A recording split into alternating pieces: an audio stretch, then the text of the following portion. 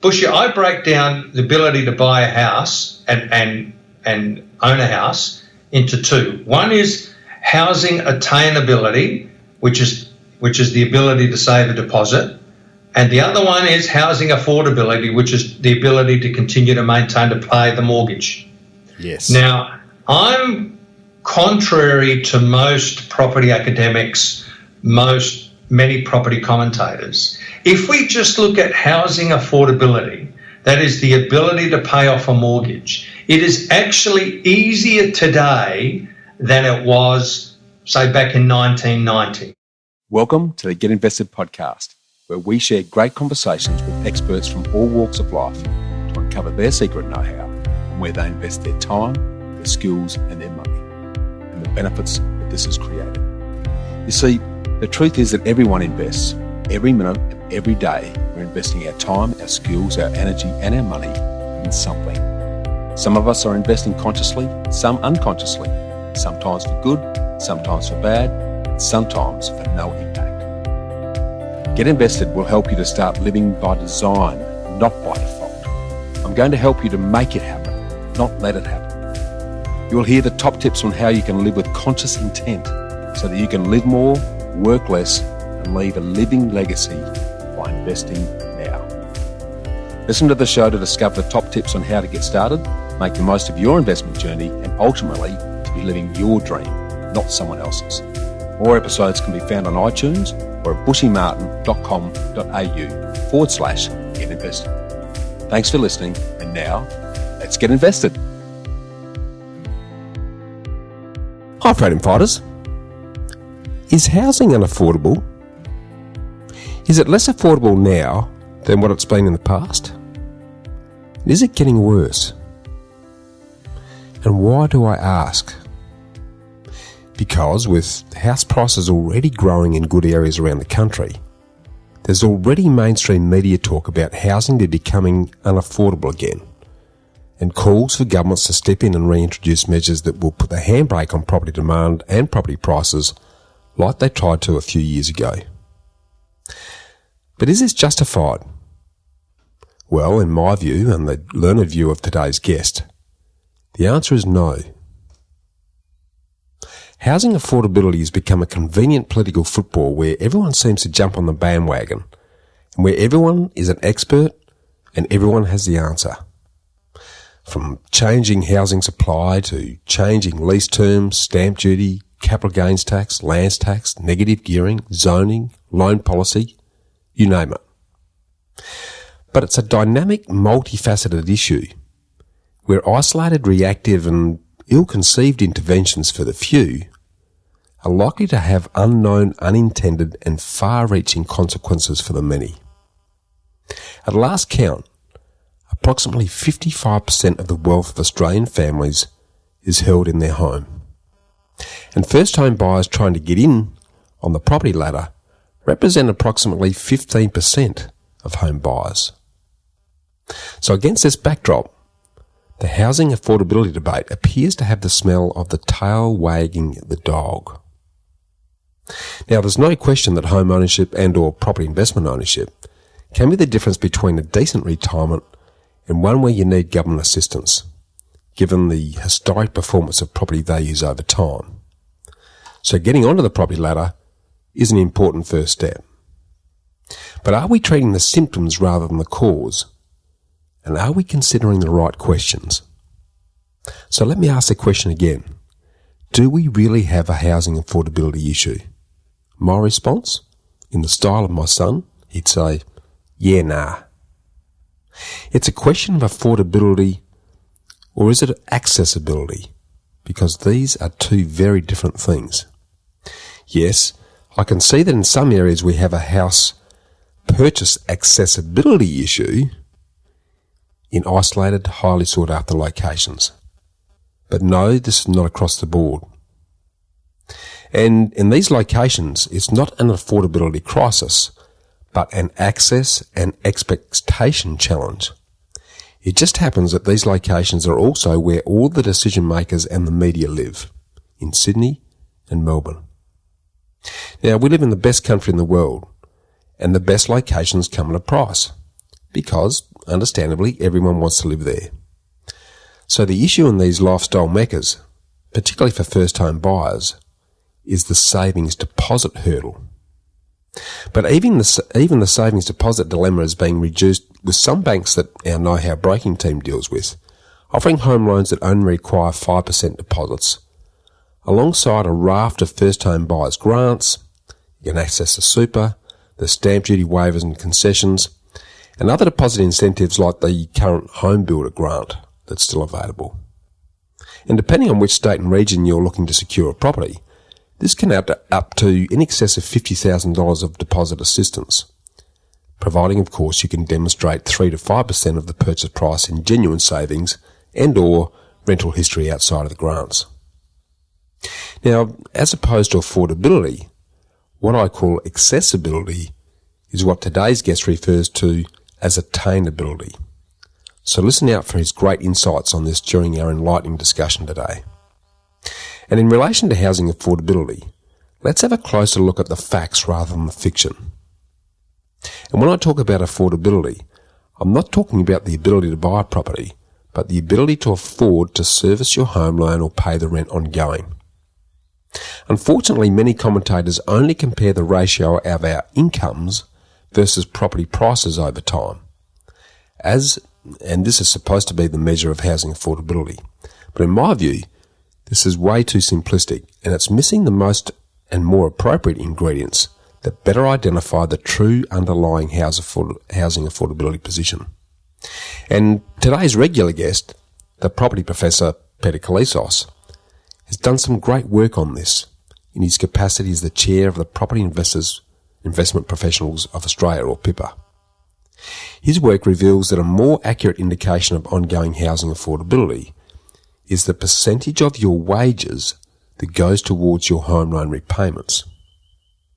Now, this includes assessment of your current income, the prevailing home loan interest rates at the time, and your access to credit and your borrowing capacity, which has actually been improving in recent times and is likely to improve significantly in coming months when lending laws are relaxed post 1st of March 2021.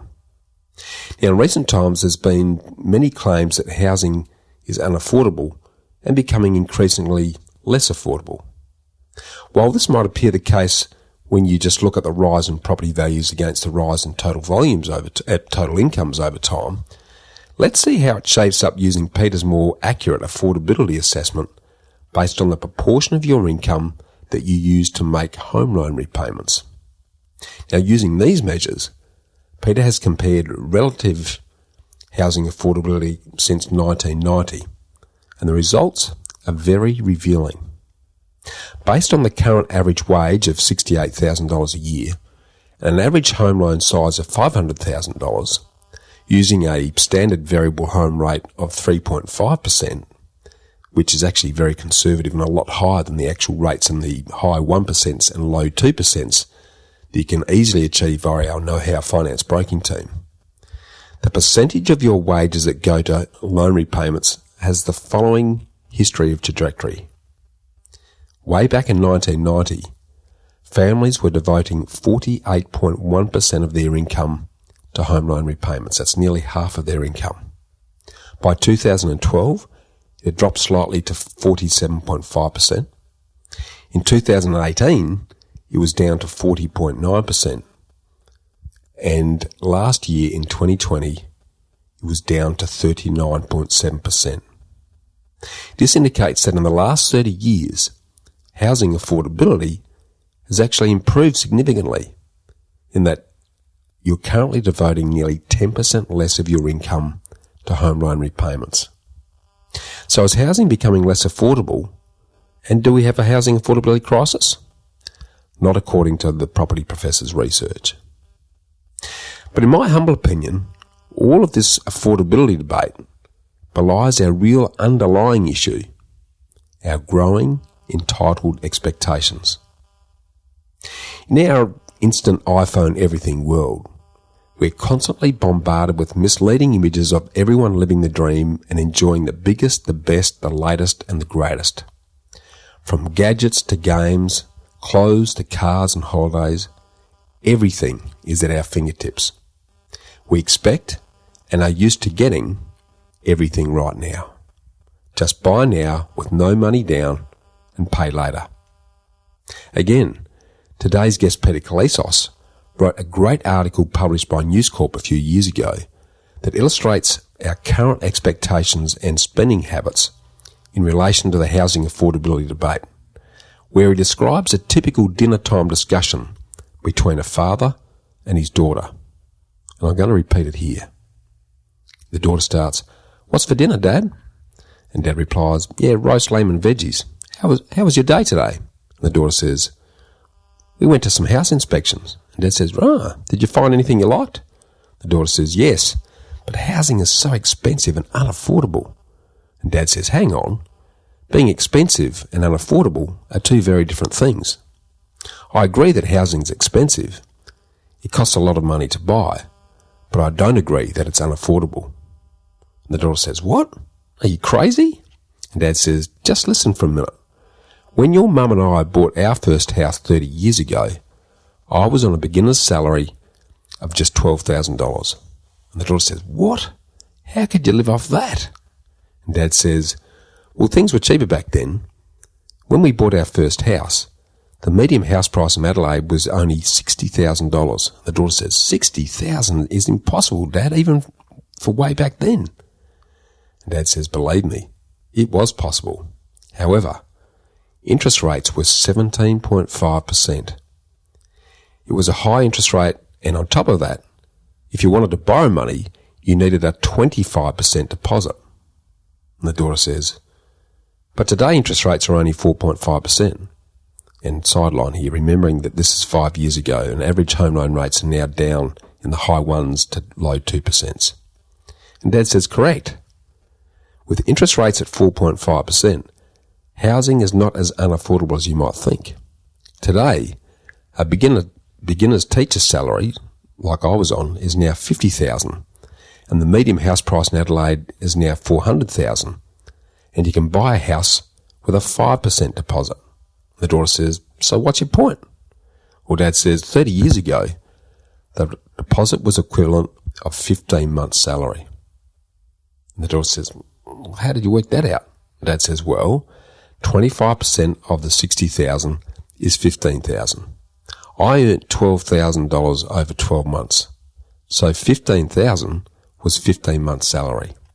Today, I only need a 5% deposit for a $400,000 house, which equals 20,000. This is the equivalent of only about 5 months of today's salary." The daughter goes, "Yeah, go on." And Dad says, "Well, 30 years ago, the annual interest rate on the mortgage repayment equated to $7,875, or 17.5% of 45,000, which was the equivalent of about 8 months' salary back then. Today, the annual interest rate payment for a mortgage is $17,000, which is about 4 months' salary." And the daughter goes, "Dad, I can see your point, but there's just way too much maths going on here. In 30 words or less, can you please tell me why housing is not unaffordable today?" And Dad says, "Yeah, easily. 30 years ago, you needed 15 months' salary for the deposit, and the annual interest was 8 months' salary. Today, you only need 5 months' salary for the deposit, and the annual interest is 4 months' salary. In other words, today you need less of your income to pay for housing." And the daughter says, "Well, why does it seem so hard for me and my friends to buy a house?" And Dad says, "You need to save some money." The daughter says, "But I do, Dad." And Dad says, "Yeah, to go overseas and out with your friends." The daughter says, "Come on, Dad, I've got some money in the bank." And Dad says, "I'm sure you have. Anyway, enough of that. Let's have some dessert." And the daughter says, "Oh, I can't stay for dessert." And Dad says, "Why? Where are you off to?" The daughter says, "I'm going out with my friends because we're planning our next trip to Bali." And Dad wryly replies, "You don't say." Now I'll let you work out who the dad in this story really is. Now, it's important for me to stress at this point that, in my opinion, our growing expectations is not an age thing, but an attitude thing.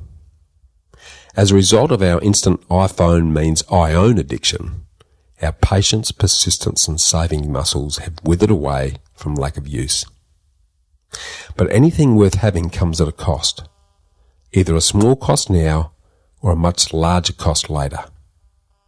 As Oprah has been famous for saying, you can have it all, just not all at once. So do we expect it, or do we have to earn it? We've all created a world where we believe we can do anything and have everything. But some of us have forgotten to learn the most important part, if we've worked for it. It's the difference between expecting it and earning it. How does an Olympic athlete win a gold medal? Yes, they start by expecting it. But they earn it through personal sacrifice, relentless dedication and discipline. There's no escaping it. We all have to do the time and do the work. And we only really value and respect things that we've worked for. This was the best lesson my good father Bushy Sr. ever taught me. When I was nearly finished high school, when all my mates were getting cars from their parents, and I desperately wanted my first car, Dad said to me, "Son, you can have any car you want, just as soon as you've earned enough and saved enough to pay for it yourself. Everything worthwhile comes at a price." And this means that it's what I call a matter of lifestyle versus loan style. So housing affordability comes down to a question of lifestyle versus loan style.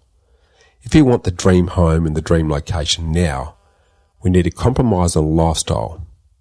If you want the Taj Mahal immediately, you may have to get used to living on baked beans, 2-minute noodles, and the odd can of dog food as you sit in front of the telly watching endless reruns of Friends, because that's all the lifestyle you'll be able to afford. Or you can choose to enjoy a better lifestyle now by securing a lesser starter home further away. But there's also another issue at play here. Along with the instant everything now is the common perception that living the dream means owning the best house in the best suburb. But what if we separate access from ownership? Many first home buyers are starting to realise the benefits of renting in the area of choice at a fraction of the mortgage cost to enjoy lifestyle, while owning investment rental property in upcoming areas that they can afford. And by doing that, they have the best of both worlds. Rentvestors access lifestyle while owning assets. This is exactly how my wife Sonia and I managed to get ahead when we started again with absolutely nothing to our names 25 years ago. We rented a small townhouse close to Adelaide City and our work, and we used our limited savings and capacity to invest in a 3-bedroom, 1-bathroom home with a double garage in what was, at the time, the coastal retirement village of Aldinga Beach, which was over an hour south of Adelaide at the time, and we paid the princely sum of $84,000 for it.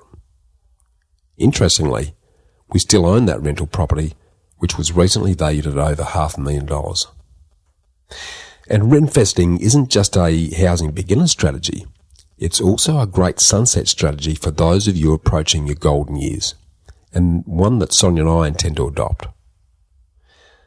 We've set ourselves up so that our passive income portfolio across property, shares and business will fund our lifestyle and free us up so that we can travel around the world, enjoying awesome locations for 2 to 3 months at a time, living very cheaply in a combination of rentals, Airbnbs, along with house sitting, house minding and house swapping escapes.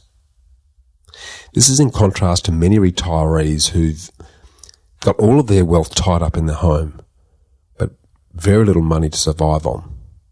They're asset rich, but they're cash poor.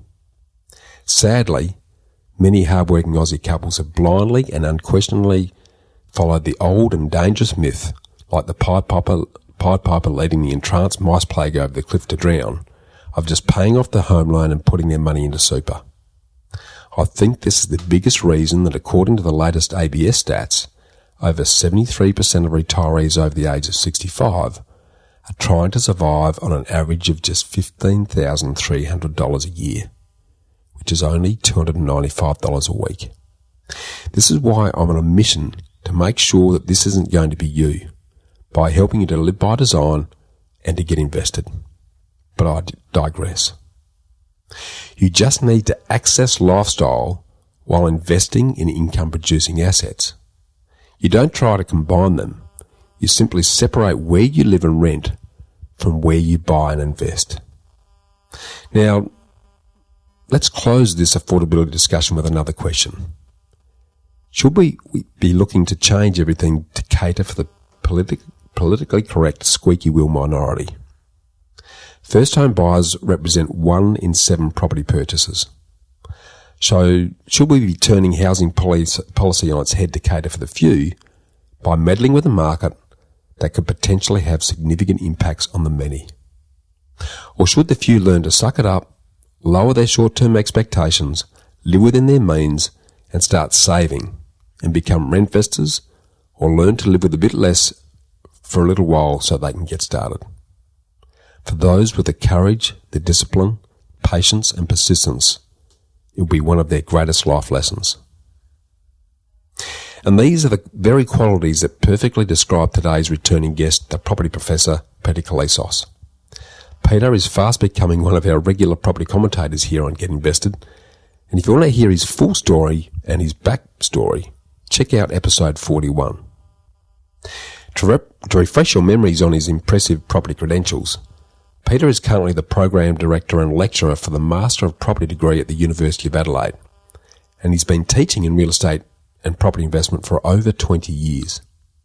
He's also the Chair of the Property Investment Professionals of Australia, or PIPA, of which I'm also a proud member and a strong supporter of their mission of representing qualified independent property professionals and getting rid of the white shoe spruikers in the property game. And in walking his own talk, Peter personally develops and invests in property, and he currently owns several properties himself. Peter researches property markets around the nation, looking for the best suburbs to invest in each capital city. In 2008, he published his first book, The Property Professor's Top Australian Suburbs. In 2013, he co-authored his second book, Property versus Shares. And his third book is currently in the making, and we chat about what it's about during today's episode, so make sure you keep an ear out for that. He also appears weekly on his podcast, The Property Planner, Buyer and Professor. Peter has the rare ability to combine the theory of property investment with the practicalities to teach you how to make money from investing in property, whether you're buying, selling, renting, renovating or developing property. And given the rare window of opportunity that we're currently experiencing in property in Australia at the moment, today's timely and engaging discussion answers all of your key questions, including what we've learned from COVID and what we should be doing about it, how has it affected our thinking and actions, and how will this impact on how we live and where we live moving forward, and how will this affect property values and markets long term. We get his predictions on what will happen in property in 2021 and beyond, along with his predictions on regional activity and capital city forecasts, in terms of who will come out on top and why. He covers what are the key risks to our economy and property that we need to be aware of, what are the biggest mistakes that people make around property and how can you avoid them, what impact will the proposed changes to lending law legislation that are likely to be instituted in March have on property, and is the building industry likely to continue to take off post-home builder and the other stimulus initiatives. We look at what's the outlook for apartments and commercial property, and he discusses what are the details of the changes and options for stamp duty in New South Wales, Victoria and elsewhere, and what this will mean for property in the short, medium and long term. And, as already alluded to, what are his current thoughts on housing affordability. Peter often runs very hands-on property development courses in Adelaide.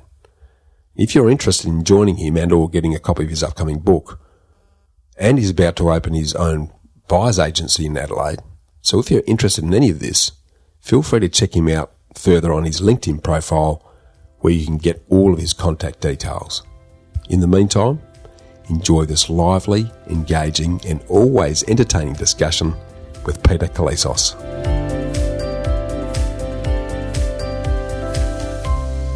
Hi Freedom Fighters. Now, we're in the midst of a rare window of opportunity where it's quite uncommon for all the property planets to align.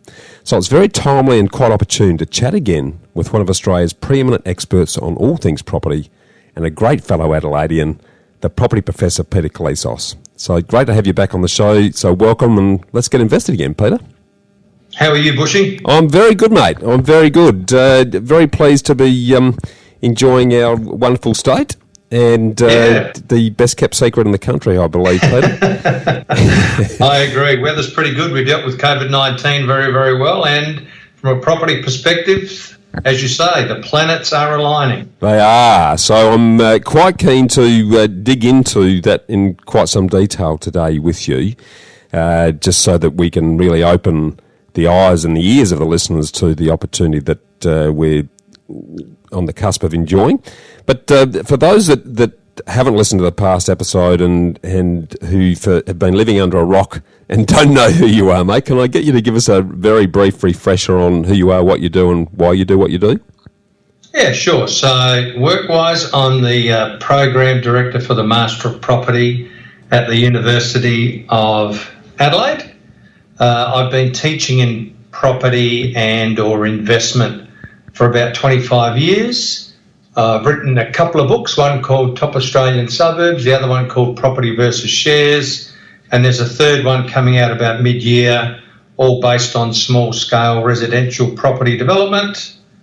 4 kids, lovely wife, enjoy bike riding, going to the gym, love being outdoors. That's about me in a nutshell, I think, Bushy. That sounds pretty good, mate. And my ears pricked up with a third book, Peter, so we'll make sure that when the time's right, I'll let the listeners know where they can get their hands on a copy, mate. So looking forward to that. Thanks, mate. Greatly appreciated. Awesome. Now, I guess where I'd like to go straight into, because ultimately what everyone's trying to do, whatever their endeavour is, to achieve a level of sustainable success. And you're someone who has got irons in a number of fires. How do you define sustainable success, and how are you going about achieving it, mate?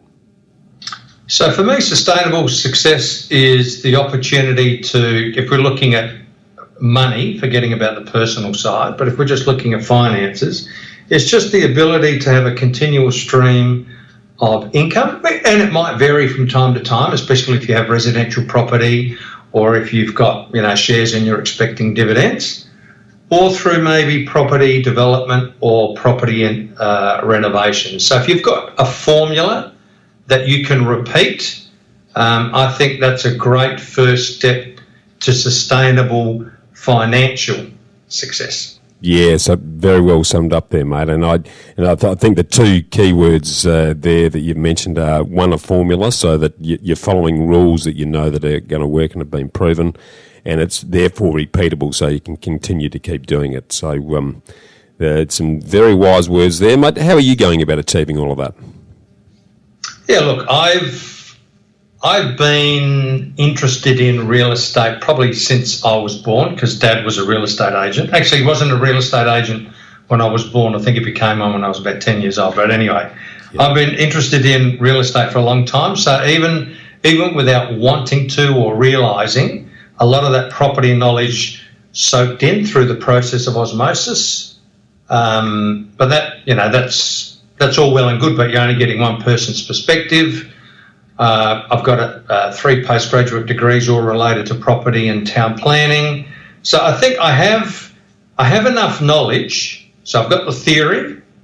Yep. I put the theory into practice myself and also help other people do it. But to be able to do that, you need to have the willpower. It's one thing to know a lot, but it's another thing to have the risk appetite to put your money on the table to either, do something in property or shares or some other investment. I think that's important. Knowledge and the ability to put stuff into action. Very good point there, mate. There's you and I have probably rubbed shoulders with a lot of people who know the ins and outs of everything in property, but have never actually turned a sod or got a key in their hands for a property. So it is taking the risk, and there's always going to be risks. the bigger the risk, often the better reward if it's set up the right way. But it's actually having that self-discipline willpower that you're speaking about to actually take the action. And I guess I don't know about your thoughts on this, but I often see would-be investors who are looking for the perfect deal. So everything has to be in alignment. And you know better than I, those don't exist. No. It's a matter of getting most of them in line and accepting that you're better off getting something going and letting time do a lot of the heavy lifting for you rather than waiting forever and never actually getting off the starting line. What's your thoughts on that? Yeah, mate, it's a bit like waiting for the perfect partner. I mean, I know I'm married to a beautiful woman, and I'm sure you are too. But we all have our faults. And you're right with property. Like, I have yet to find the perfect property, because the one thing that's unique about property is it's just that, it's unique. There is no one property exactly the same as any other. Even if we're looking at a group of apartments that look identical, if we look at their location, especially in 3D, they are not in the same location. Some have different perspectives, as in they face different ways. They might be on different levels. So, yeah, please don't waste your time looking for the absolutely perfect investment. Get yourself educated and then get yourself invested. Yeah, great and very wise words there, mate. And it's I often smile quietly about this when the press likes to refer to as the property market, because they talk to them as if properties are all the same. And you make the perfect comment if you compare the share market with the property market, where the share market is effectively a perfect market because everyone's operating on the same information at exactly the same time. Mm-hmm. Every property in every street and every suburb and every location is different from every other property. So, and that creates its best opportunity because... That's right. And the other aspect, Bushy, that provides us with an opportunity is, unlike the share market where, in theory, every player is an investor and they're just worried about the money, in property, 3/4 of people are buying that property as a home. So they're not really interested in the investment numbers. So there are opportunities for investors to understand what an owner-occupier is looking for and to then capitalise on that. Totally. I often say investors just need to slipstream on the emotion of the home buyers.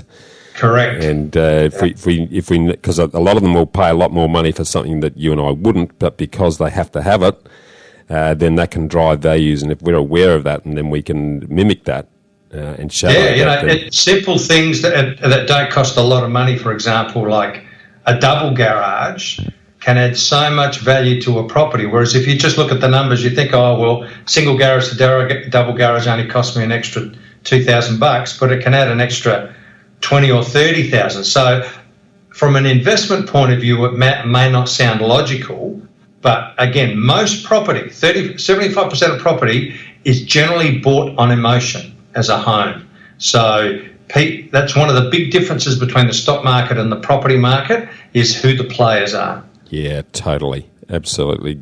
100% agree. Now, let's jump into what's happening in the marketplace at the moment, because let's face it, the whole world has experienced a pretty interesting year last year with the contagion.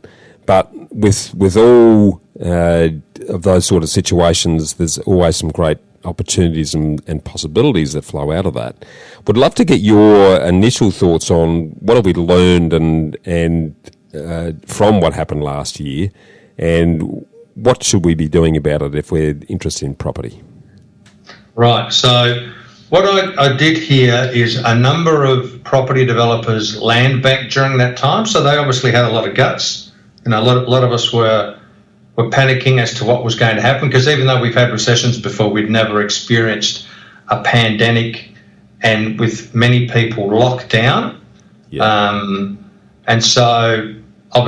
And it was mainly the more experienced developers. They could see that, yes, we were going to come out the other side. So if they could have the opportunity to buy something relatively cheap because somebody might have panicked and wanted to sell quickly and cash out, so they put themselves in a very good position, because straight after that, we had the government announce home builder. Yeah. So and what home builder has created is a shortage of land. You try and find a block of land is near impossible because everybody is climbing over themselves to buy that or to sign up for the land. Originally, it was before the 31st of December because that was the greatest incentive. But now it's to the 31st of March. So developers did very well so far as that is concerned. Very surprisingly, Bushy, and this surprised me, landlords also did very well. I was a little bit worried at the beginning because I know international students are a large part of the rental market. And so we weren't going to get any extra international students coming. So I thought, well, there's going to be a little bit less demand. And with travel virtually stopped, I thought, well, all of those people that have Airbnbs, they're going to put them onto the rental market. So we've got increased supply, decreased demand. Well, rents only have one way to go, and that's down. But it is just phenomenal. I'm not sure how your investment properties are going, Bushy, but every time one's come up for renewal, we are getting a significant increase in rent because it's not so much that there is a huge demand, and it's more that there is a limited supply. So the holiday stuff is virtually back to normal. But what's happening, Bushy, is typically out of 10 houses, 7.5, let's call it 7, are owner-occupied and 3 are rentals. So out of those 10, though, they're all being bought by owner-occupiers, in particular first-home buyers. So there's 3 less rental properties. You multiply that by 1,000, 10,000, 100,000, and that's a significant dip into the rental supply. So what we're seeing here is we might have the same amount of people looking for rental properties, but there's just a lot less rental properties to pick from. So there's only one way for rents to go, and that's up. Spot on. And that's exactly what we've experienced with ours too, by the way. So it's interesting, and this is, I continuously make this point, but the difference between what's actually happening on the ground and what likes to be reported in the press, unfortunately, are generally two different things. And the sort of fear mongering that they've sort of switching from fear to greed now, in terms of they're now talking about it getting out of control. So they've gone from one extreme to the other. But it's really important to get your hands dirty with what's actually happening on the ground, both in terms of the rental demand and similarly in terms of the purchase demand. Anecdotally, we're seeing exactly the same thing happen in relation to property. Shortage of supply. Exactly, and that's the old, the old 101 economics. It's all about demand and supply. That's right. Price is a function of demand and supply. It's pretty simple. It is pretty simple. But so, are there any other lessons that come out of that in terms of how we live and where we're likely to live moving forward that you're seeing that are going to be sustainable trends? So soon after COVID-19, our regional markets experienced a huge demand for rental properties because as soon as the boss said, well, you can work from home, well, home doesn't have to be near work anymore. So in places like Brisbane, huge demand for rental properties on the Sunshine Coast. In Melbourne, huge demand for properties on the Surf Coast or the Mornington Peninsula. Now, you used a very good word there, sustainable. So let's say these people moved out in April, May last year, and let's say they signed 12-month leases. It'll be interesting to see if this April and May, if they renew those leases or whether they come back to the city. Because, admittedly, working from home was a novelty, nice little novelty. But even for me, Bushy, I just wanted to get out of the house. I wanted to talk to people, talk with my colleagues here at uni, talk to the students, not just on Zoom, but actually, face to face. So I actually enjoy being out and about, the ability to walk from the uni and go down and get a coffee or go for a walk around the river or whatever it might be. So I think you asked me whether it's sustainable or not. I would prefer to answer that maybe mid-year to see what happens with the rentals, because to shift your place of rent is not that hard. No. Right? But to sell up and shift out, that's a very different story. And I haven't seen a lot of people moving out and shifting permanently to the regional areas, certainly not as many as renters. But I think one thing that will change, Bushy, is more likely than not, people are going to have at least one, if not two, dedicated studies in their house, because working from home is going to be a long-term trend that stays with us. Yeah. And so far as commercial property is concerned, co-working spaces are going to become very, very popular. These are a little bit like serviced offices, where you might have lots of different companies using many different offices within the one building, but they might share a boardroom and the photocopier and the kitchen facilities. I know globally that is a trend, co-working, especially for entrepreneurs, the ability to work in amongst other startups. So I think for commercial property, we're going to see a very big change from traditional office buildings to more co-working offices. Yeah, I think you've summed it up, and my read of this, and I'd love your thoughts on this as well, is that the area that's going to suffer the most in terms of property generally as a consequence of what's happened are the CBDs of our major cities. So we're seeing an impact on the commercial property in terms of the need for as much permanent rental, and those sort of flexible hot desking arrangements through co-working, I think you're absolutely right, are going to become flavour of the month, because it'll be a good mix between partly working from home and partly being in a communal space, because we're social animals. But I think the apartment glut, and we talk about two-tier markets, the apartment values and the apartment rentals are a very different story to the residential values and rental demands. I'd love your thoughts on that subject too, if I can. Yeah, well, look, we were quite lucky last year in that when COVID-19 really hit us, which was mid-March, the academic year had already started. So many international students were already here. Some of them were still at home celebrating the Lunar New Year, but most of them were here. Yeah. But Bushy, I know, because that's where I work at uni, there is going to be a huge change this year, because we haven't allowed any new international students to come in. Now, interestingly, enrolments aren't down that much, because at the moment they're happy to learn online. Okay. All right. So but you've got in South Australia alone thousands, in Australia tens of thousands of international students not here. Firstly, not renting property. Secondly, not spending their money to eat, not spending their money to recreate or entertain themselves. And in Victoria, in South Australia, international education is our biggest export. Yeah. So even though the unis won't suffer much through enrolment fees, the knock-on effect is going to be huge. So, and many international students rent CBD apartments. Why? Because many of our university campuses are in the CBD. Yeah, exactly right. Yeah, no, it's very wise words there, mate. Let's start jumping into the future in a bit more detail then. What are your predictions on what's likely to happen to property, particularly in the next 12 months, and then perhaps your thoughts on beyond there? Well, Bushy, you and I were chatting before we started recording. So far as Adelaide is concerned, we haven't seen the market this good since the early 2000s. Yeah. And the early 2000s were very good, not just for Adelaide, but for many capital cities. Yeah. So we had, and it's very similar. Like, it's interesting how history repeats itself.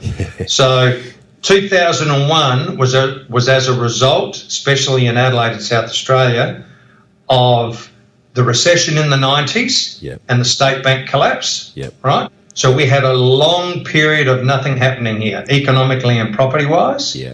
And then we had government stimulus back in the mid-2000s, because they introduced the GST on the 1st of July. Yeah. A lot of things stopped, in particular property, and more specifically the construction industry. Yes. So first home buyer grants came out, and then they doubled if you were building. And then in Victoria, for example, they increased it again if you were building regionally.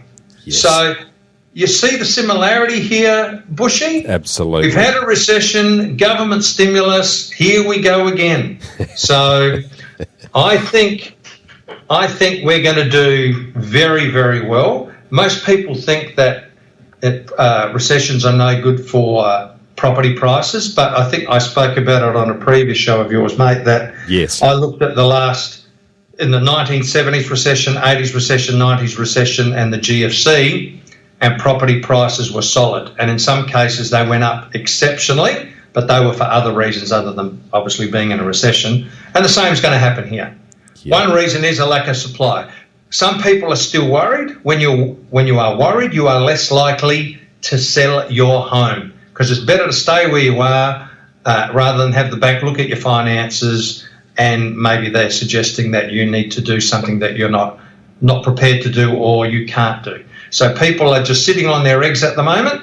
They're not selling their properties, which means there is less stock about. Again, simple economics 101, limited supply, even if demand is the same, price is going up. Yeah. And I have seen some phenomenal photos and videos of lineups of people waiting to get into open inspections. I know we have COVID-19 restrictions, I understand that, but the amount of people at open inspections, the amount of people at auctions is just absolutely phenomenal. So this will continue, this will continue for this year and into 2022, but it's not going to be equal all around Australia. I think, unfortunately, Melbourne is going to have a hard time, mainly because they went into a second severe lockdown. Yeah. And Sydney also, because Victoria and New South Wales are heavily dependent on interstate migration, overseas tourism, international students. Yep. Well, we're not moving from state to state as much. Certainly there's nobody coming over, well, hardly anyone coming over here to settle, hardly anyone coming over here to holiday, and we've got no international students. Yep. So those two markets are going to be impacted greatly, which is going to have a flow-on effect to Sydney and Melbourne property prices and property rents. Yep. But I think that the cities to do well will be Adelaide and Perth in particular. Yep. This is assuming that the current lockdown in Perth is only going to be short, and by the time your podcast airs, hopefully it'll be all over. Yes. But, there's been a lot of panic about the Chinese not buying our wine and our barley and our crayfish, but, geez, they're going nuts on our iron ore. Yes. And that is helping the Western Australian market hugely, which is having a large flow-on effect for property, and in particular the rental market. Rents are going through the roof because, again, demand and supply. Yeah. Vacancy rates are almost nil.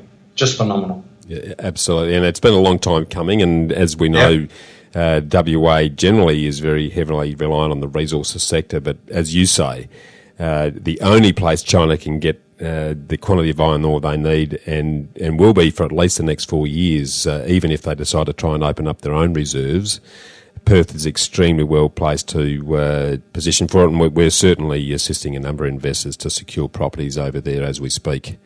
So, and the key word there, Bushy, is quality iron ore. You can get iron ore from many other places, but for some reason, the quality of the iron ore in Western Australia is so good that they can command a premium price. And even if somebody finds a huge deposit of iron ore tomorrow, it doesn't mean they can start digging it out tomorrow. Exactly. And processing it. It takes years for that to happen. So Perth in Western Australia have set themselves up very well. Where do you think Queensland sits in the mix then, Peter? Yeah, look, I'm a little bit uncertain about Queensland. One, because it depends so much on tourism. We have a son that lives in Queensland, and we want to go and see him. But the issue is, one, we might have an outbreak here, or Queensland might have an outbreak, which means we can't go. And that's not so bad. The problem I have is similar to the one that my eldest daughter had when she came back from Brisbane. She happened to be in Brisbane on the 2nd of January. Ouch. And anyone that was in Brisbane on the 2nd of January had to go and get tested and had to self-isolate until they got their results. Yeah. Well, I can't afford to do that, because I'm the, in inverted commas, the boss of the property program here at uni. It would be a bit irresponsible if I went over and got caught out somehow and either got stuck in Brisbane or I came here and I had to get stuck. So I think, and that's just one person, right? But there are many, many other people who are thinking along similar lines. So what they're doing is they're holidaying in their own backyard. Yep. So there'll be plenty of Queenslanders holidaying in Queensland, but there certainly won't be any overseas people holidaying in Queensland, and there won't be as many interstate people holidaying in Queensland. So, look, I think, to answer your original question, Bushy, I think Queensland will be in the top half of the performers. Yep. But I think right at the bottom of the list will be Melbourne, and not far behind will be Sydney. Yeah, agreed. And I think the only contrary view on Queensland is, and again, this is anecdotal, but we're seeing a lot of people who, to escape the perceived imprisonment that a lot suffered in Victoria and to some degree Sydney, we're seeing a fairly strong push for people to move to the lifestyle, the perceived lifestyle benefits of Queensland, particularly in southeast Queensland. I've actually heard that as well, but again, I'm not sure if that's a temporary move through renting or that's going to be a permanent move. So we need to wait and see. But Brisbane's a bit like Adelaide, where we really haven't done much since 2007. And so there has been a lot of underlying demand that has been wanting to breach the surface, and it has. Yeah, agreed. The outlier continues to be Tasmania to some degree. I'd love your thoughts on the Apple Isle, because I thought Hobart had run its race. The old 15-year cycle, I thought it had had its growth spurt and then it would settle down. But last year certainly was contrary to that, and maybe that was a bit of escapism again, that driven by the fears around COVID. But what's your thoughts around Tasmania?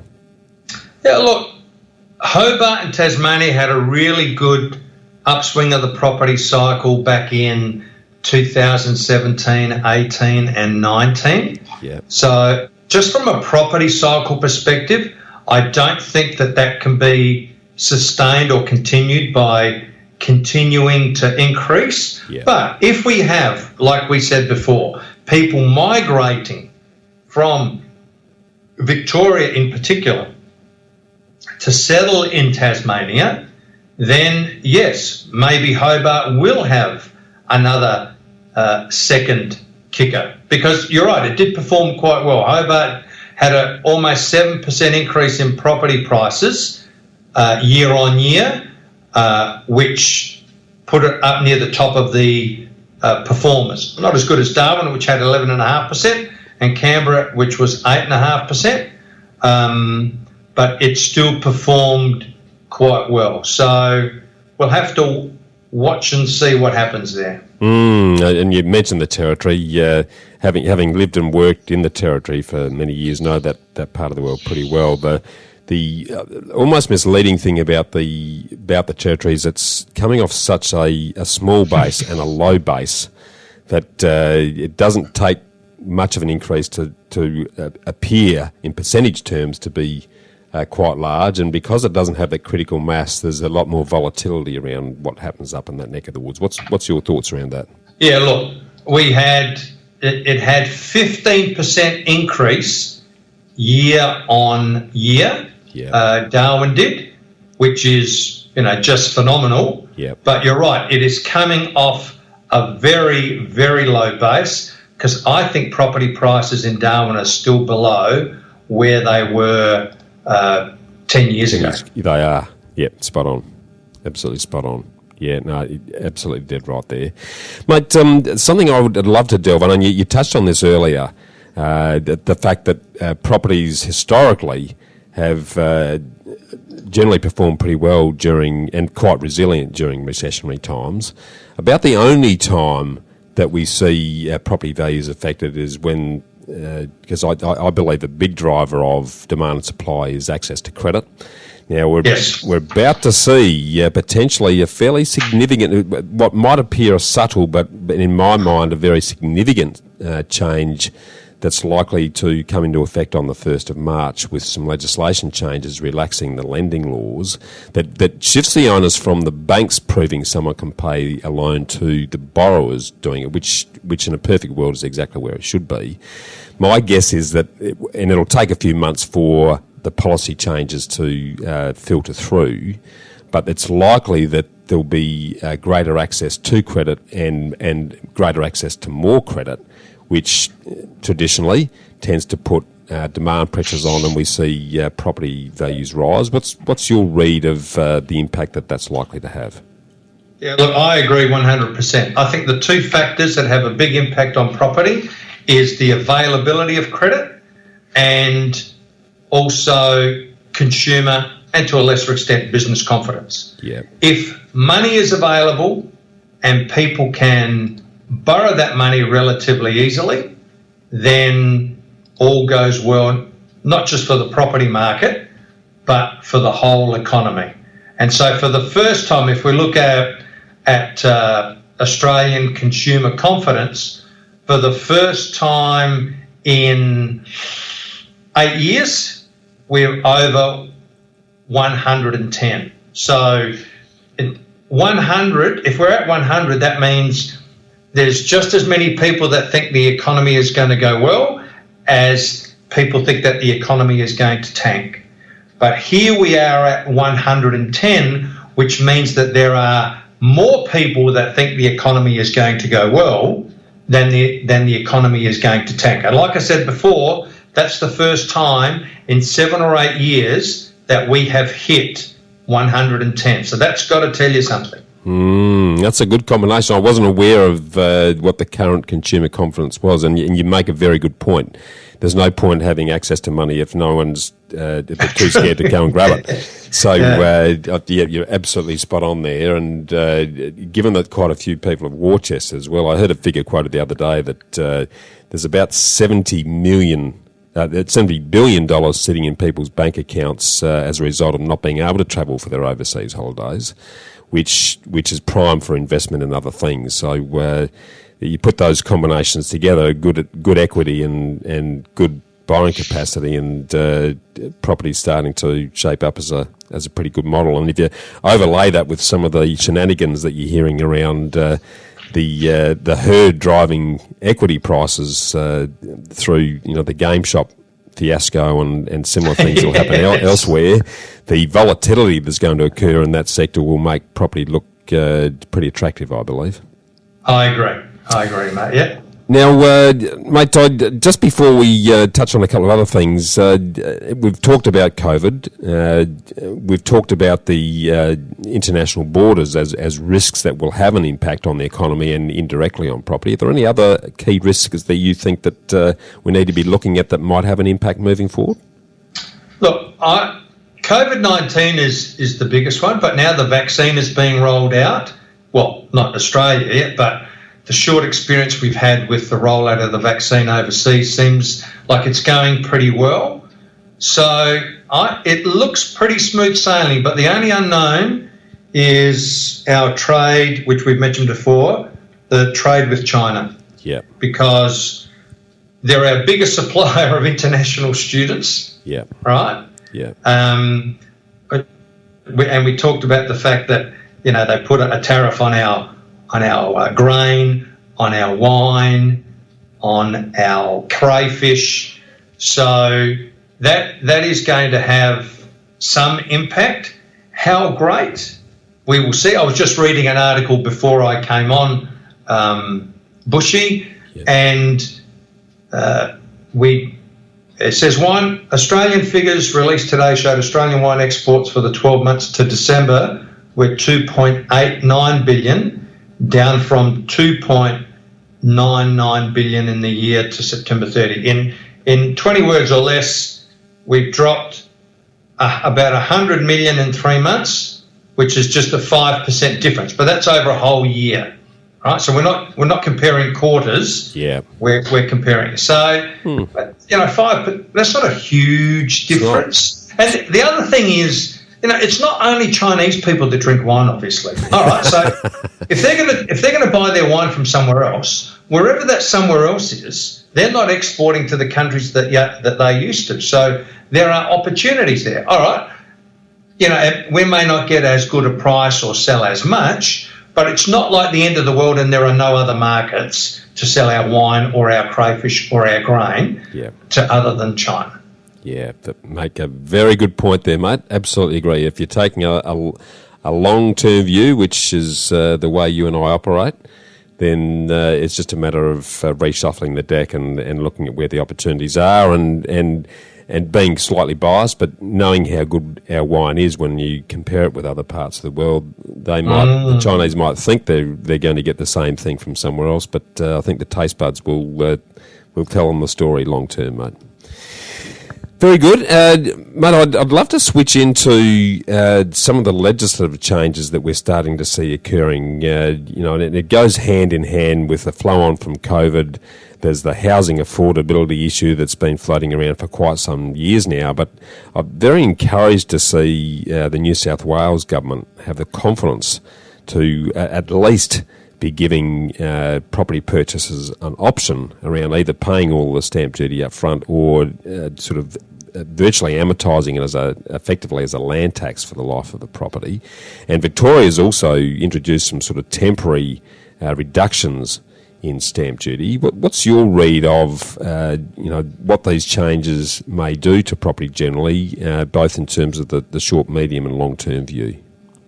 Yeah, so ACT was the pioneer here because they're already well underway with the transition from stamp duty to an annual land tax or land levy. Yep. And New South Wales, which is our biggest state, or most populous state, as you rightly say, is looking to do the same thing. That's certainly going to help because, Bushy, I break down the ability to buy a house and own a house into two. One is housing attainability, which is the ability to save a deposit, and the other one is housing affordability, which is the ability to continue to maintain to pay the mortgage.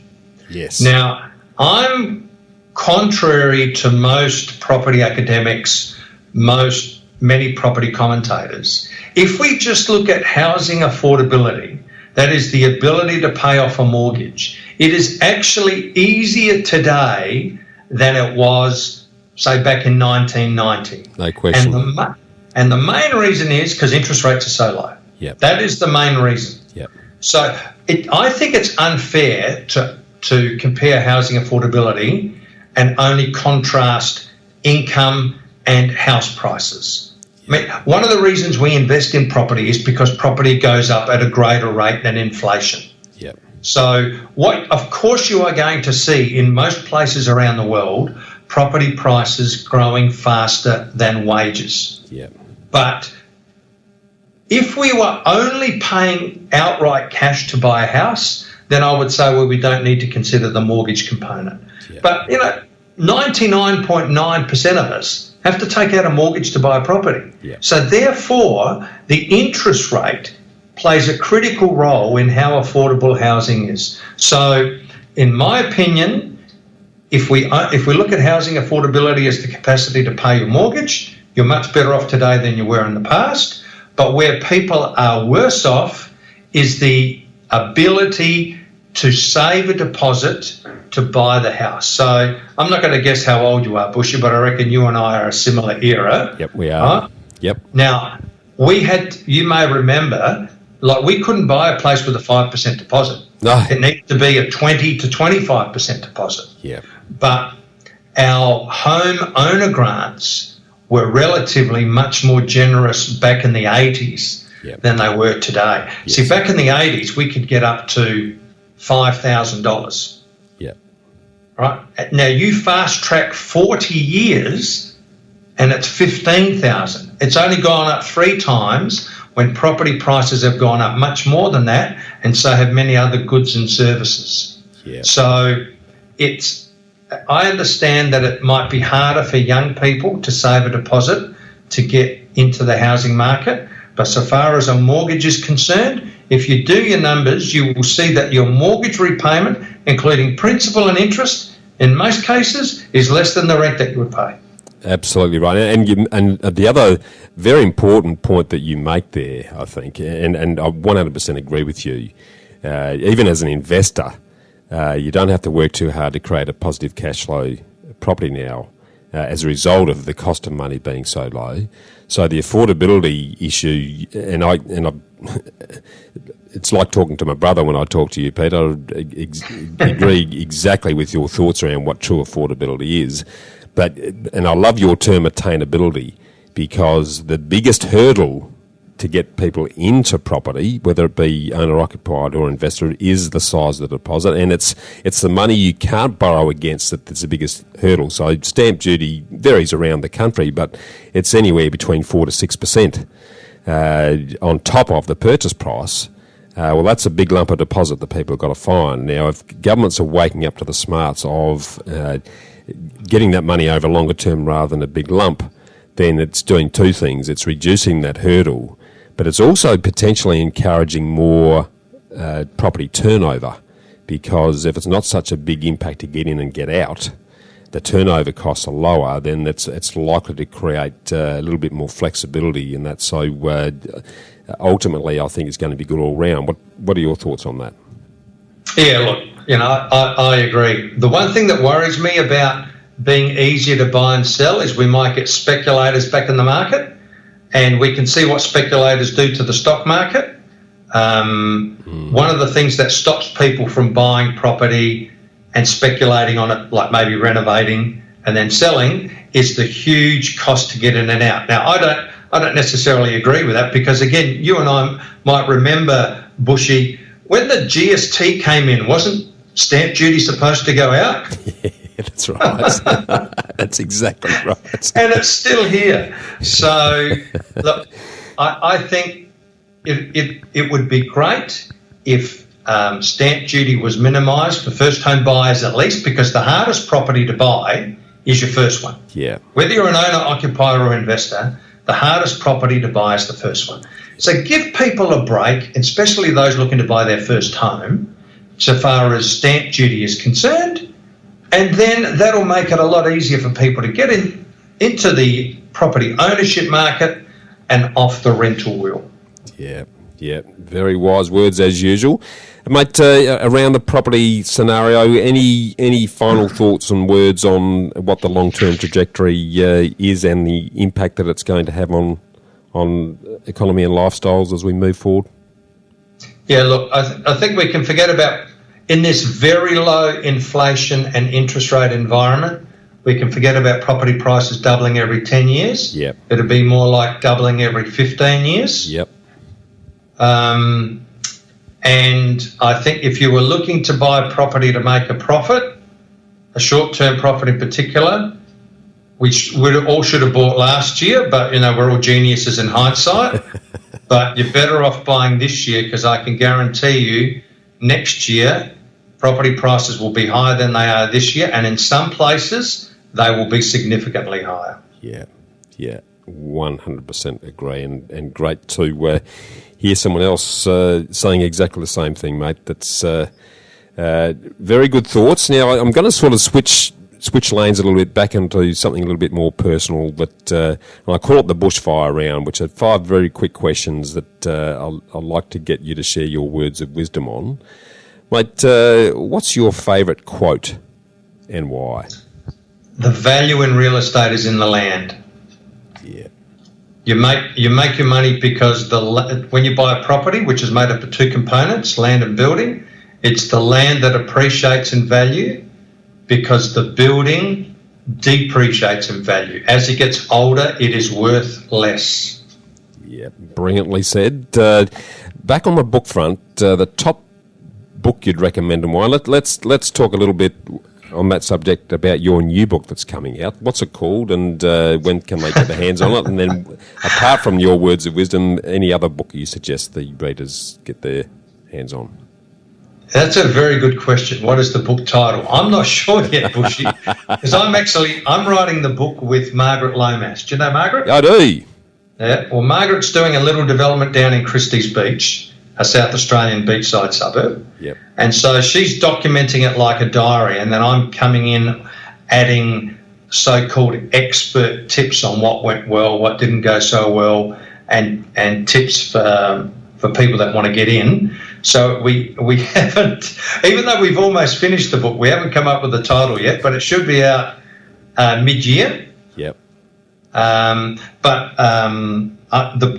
best book that I have read and would highly recommend is a book called Making Money Made Simple by Noel Whittaker. Yes, absolutely. Noel has written many, many great money books. Noel is based in Brisbane. I had the great pleasure of, I've met Noel a few times. He's a wonderful man. He's over 70 and he's still going strong. But it's exactly like the book title, Making Money Made Simple. He explains it in simple terms. He's got another one called Making Retirement Made Simple, which I need to buy soon, I think. Bushy. You and me both. But, have a look at a lot of his books. And he's got books for young ones too, not just for us oldies, but he's got books for kids too.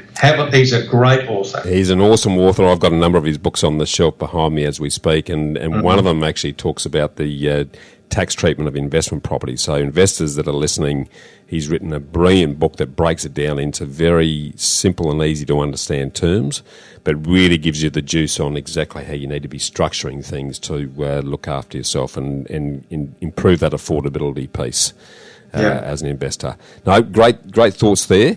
This question is a bit left field, but most Australians still believe they pay too much tax. What's the top legal thing that you've done to minimise the tax you pay, Peter? Setting up family trusts. Yeah. They're not as good now with land tax, but with many other aspects of income tax. And the fact that I also have 4 kids where I can distribute income has worked very well for me. Yeah, brilliant. Now, back on the investment topic, what's both the worst and the best piece of investment advice that you've ever received? The best would be to buy property.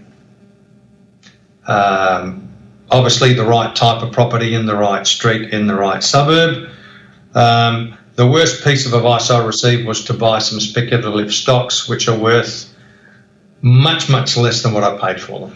Yeah. But I still hold on to them because like many humans, I don't want to realise a loss or admit that I've made a loss. So, one day they'll go up. Probably never, but you never. Yeah.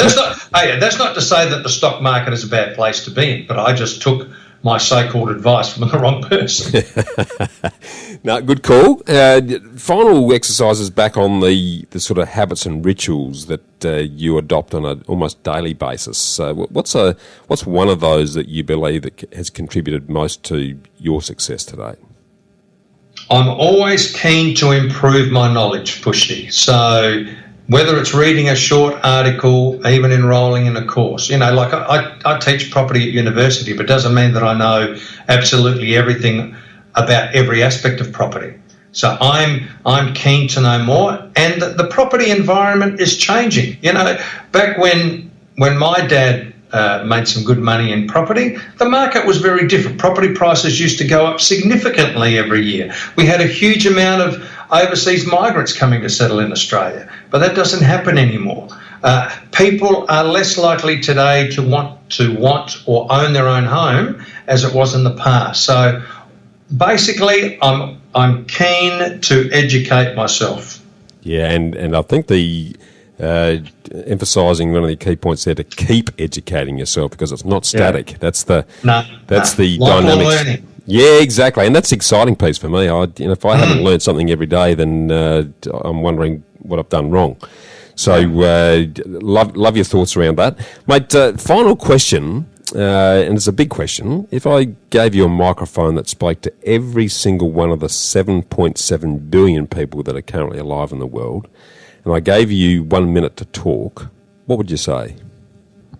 Well, it won't take me a minute to say it, but basically the theme is be good to others, be good to yourself. Yeah. Treat others as you would like to be treated, but also be good to yourself, eat the right things, exercise, try and have good relationships with your family and your friends, Be good to others, be good to yourself. Yeah, love it, mate. It's timeless advice, but it's amazing how many people don't do that. So very good thoughts there. Mate, I know that you've got a great new property development course coming out. Let's talk a little bit about that for those listeners that can see the merit in getting involved in that space. Sure. So I only just decided to do it on the weekend because the planning system here in South Australia is changing, so I see some good opportunities. But the property development workshop, it's not a university course. There's no test assignments or exams, but it's there to help teach people how to make money from small-scale residential development. So buying a property and building 2 or 3 or 4 on it, that's what it's all about. And I try and keep it very practical. So a significant part of the first day is a field trip. So we go out and have a look at either potential development sites or sites that have been developed, and we look at what makes a good development site, what doesn't make a good development site, what do you have to be careful of, significant trees, regulated trees, where's the Stobie pole, where are the overhead lines, is there a slope, do we need retaining walls? And it's not just me. So we have town planning experts, finance, accountant, builders. So we try and cover the whole gamut. And it runs for just over 20 hours, over 2 days and 2 weeknights. I've run them before when I used to work at TAFE, and they were very popular there. And I can see that the market is really hot now, that it's also an opportune time to not only educate people how to make money, but I think more importantly, Bushy, how to educate them not to lose money. Because if you lose money in property development, mate, you're losing a lot of money. Big money. Exactly right. And you've got an architectural background and project management background, so you've seen when things go wrong. Absolutely, and it can happen very easily. So the risk management side of that equation is absolutely imperative. And I love the fact that you're getting your hands dirty, getting out there and assessing sites and looking at the real nitty gritty things that what might appear to be small things that you don't think of when you're looking at it on paper. But if you're out there on site and that's Stobie pole, and we've got to look at those crossovers and where's that easement and what impact does that have, and is the actual boundary on the fence on the boundary, or is it not? All of those things can have a massive impact on the end result. So for those listeners who have an interest in property development, particularly the small scale residential stuff, which is if you're going to get into it, then I'd crawl before you run. And spending some time with you and other experts in that space to get a full knowledge of it before they step out would be absolutely a fundamental first step, mate. So, look, always enjoy your input. I'm going to get you back on again when it suits you to do a deeper dive on property development, given your expertise in that area and my interest in that as well. So really appreciate you generously giving to the Get Invested audience again, Peter, and look forward to talking to you again soon.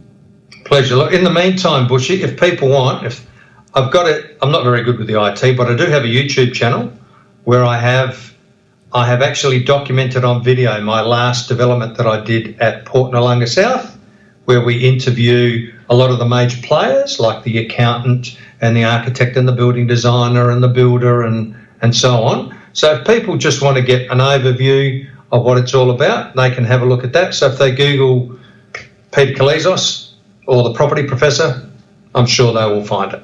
Brilliant, great suggestion. And again, it's a hands-on exercise with someone who has the overall knowledge that can pull that whole thing together.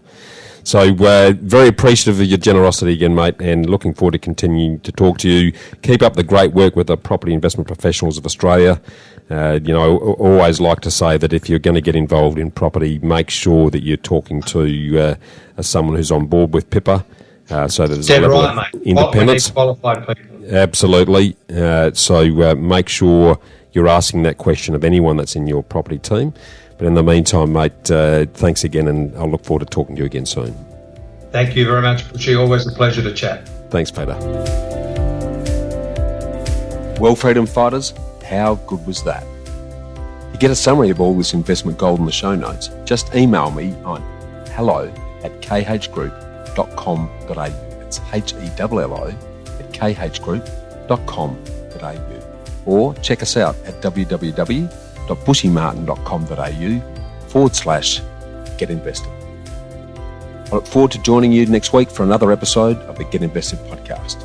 So thanks for listening, and as always, dream as if you'll live forever and live as if you'll die